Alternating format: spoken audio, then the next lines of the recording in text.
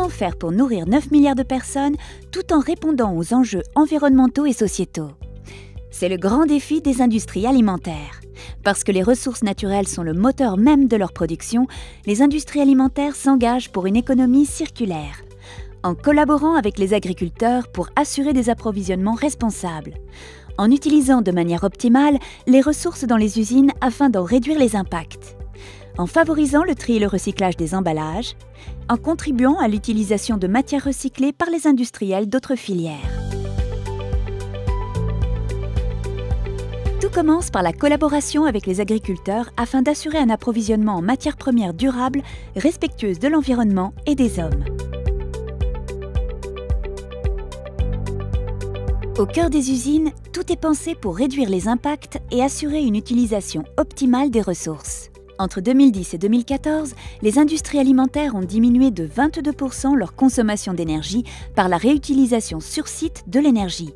Et elles ont réduit de 23% leur consommation d'eau entre 2004 et 2010. Par exemple, des unités de méthanisation permettent de valoriser les effluents en produisant du biogaz, qui peut ensuite être directement réutilisé sur le site.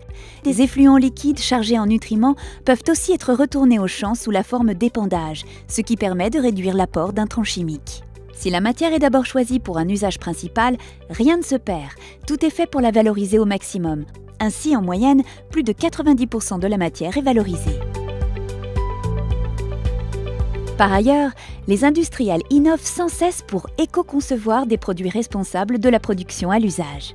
Entre 2007 et 2012, 447 projets d'éco-conception ont permis d'éviter 71 000 tonnes d'emballages alimentaires. La chaîne se poursuit au niveau des consommateurs. Les industries alimentaires leur donnent les informations nécessaires pour les aider à réduire le gaspillage alimentaire et favoriser le geste de tri des déchets d'emballage. 66% des emballages alimentaires sont recyclés et permettent d'éviter l'émission d'1,5 tonne de CO2, soit l'équivalent en émissions de CO2 de plus de 800 000 voitures.